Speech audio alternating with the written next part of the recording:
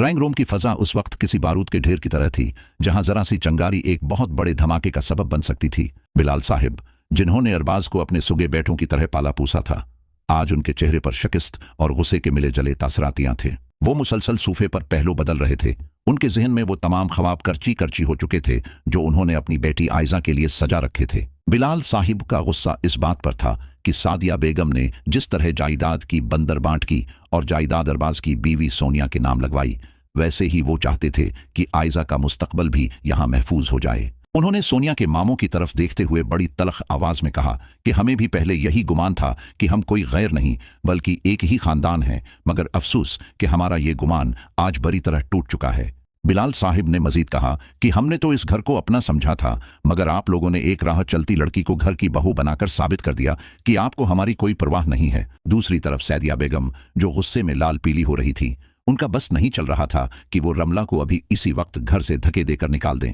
उन्होंने रमला की तरफ एक जहरीली नजर डाली और गरजकर अपने बेटे से कहा कि अगर तुम लोगों को मेरा जरा सा भी ख्याल होता तो उस राह चलती लड़की को, जिसका न कोई ठिकाना है न खानदान, उसे लाकर मेरे सिर पर मुसल्लत न करते। सादिया बेगम के अल्फाज रमला के दिल में नश्तर की तरह चुभ रहे थे। वो बार बार रमला के माजी और उसकी हैसियत को निशाना बना रही थीं। रमला, जो अब तक सिर झुकाए खामोश खड़ी थी, उसे एहसास हुआ कि अगर आज वो चुप रही तो उसे जिंदगी भर एक मुलाजिमा की तरह दबकर रहना पड़ेगा। उसने अपनी आंखें साफ की, एक लंबा सांस लिया और अपनी सांस के बिल्कुल सामने जा खड़ी हुई। उसका लहजा अब धीमा मगर पुरएतमाद था। रमला ने कहा कि सादिया बेगम, आप सिर्फ अपनी फिक्र करें तो बेहतर होगा। मेरे पच्चलों के बारे में आपको परेशान होने की जरूरत नहीं। रमला ने अपने शोहर अरबाज का हाथ थामकर बड़े फख्र से कहा कि जहां तक बात मेरे अगलों की है तो ये रहा मेरा मुस्तकबल जो मेरे साथ खड़ा है और यही मेरी सबसे बड़ी ताकत है। रमला का ये करारा जवाब सुनकर बिलाल साहब और ममानी के पैरों तले से जमीन निकल गई। उन्हें अंदाजा नहीं था कि ये मामूली सेक्रेटरी इतनी हिम्मत दिखाएगी। बिलाल साहब ने गुस्से में वहां से उठते हुए सादिया बेगम को आखिरी वार्निंग दी कि अगर तुमने उस लड़की को घर से ना निकाला तो हमारा तुम्हारे घर से हर रिश्ता खत्म समझना। इनके जाने के बाद सादिया बेगम ने एक नई चाल चली। उन्होंने अपने बेटे को कमरे में बुलाया और जज्बाती ब्लैक मेलिंग शुरू कर दी। उन्होंने कहा कि अगर ये लड़की इस घर में रहना चाहती है तो उसे आज ही अपनी जाब छोड़नी होगी, क्योंकि हमारे खानदान की औरतें बाहर निकलकर काम नहीं करती। सादिया बेगम का असल मकसद रमला की खुददारी को तोड़ना था।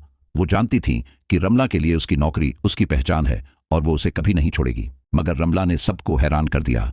उसने अपने शोहर की खातिर और घर में सुकून लाने के लिए नौकरी से इस्तीफा देने का फैसला कर लिया। रमला ने सोचा कि शायद इस कुर्बानी के बाद सादिया बेगम उसे दिल से कबूल कर लेंगी, मगर उसे क्या मालूम था कि ये तो उसके नए इम्तिहान का आगाज है। अगले ही दिन सादिया बेगम ने घर के तमाम मुलाजिमों को एक हफ्ते की छुट्टी पर भेज दिया और घर की चाबियां रमला के सामने फेंक दें। उन्होंने बड़ी रवनत से कहा कि अब से उस घर का हर काम, झाड़ू पोंछा, कपड़े धोना और किचन संभालना सब तुम्हारी जिम्मेदारी होगी। रमला ने बोझल दिल के साथ ये सब कबूल कर लिया। वो सुबह सवेरे उठती और रात गए तक घर के कामों में जती रहती। सादिया बेगम हर बात पर उसकी गलतियां निकालते, कभी खाने में नमक तेज बताकर खाना फेंक देते तो कभी सफाई में कीड़े निकालकर उसे दोबारा काम करने पर मजबूर करते। रमला के ससुर, जो एक नहायत शरीफ और नर्म दिल इंसान थे, इन्हें रमला की ये हालत देखकर अपनी बेटी याद आ जाती थी। एक सुबह जब रमला थकन से ढाल किचन में आई तो उसने देखा कि उसके ससुर खुद चूल्हे के सामने खड़े अंडे फ्राई कर रहे हैं। ससुर ने उसे देखकर प्यार से कहा कि बेटा, तुमने उस घर की खातिर अपनी पहचान कुर्बान की है,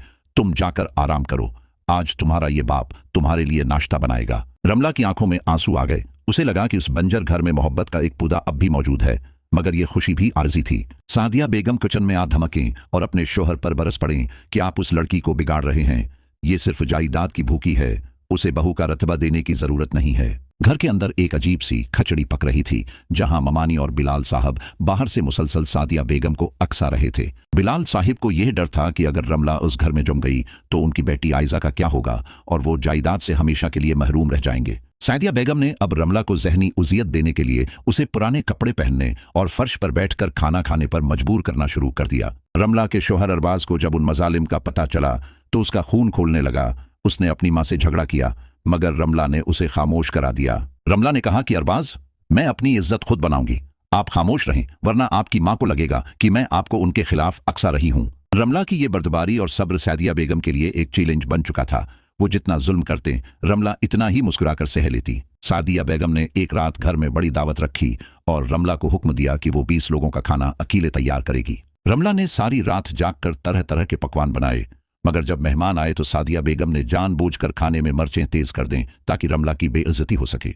मेहमानों के सामने रमला की तजलील की गई, मगर रमला ने फिर भी माथे पर बल न लाया और बड़ी शाइस्तगी से माजरत कर ली। अब सवाल यह था कि क्या रमला का यह बेपनाह सब्र सादिया बेगम के पत्थर दिल को मूम कर पाएगा?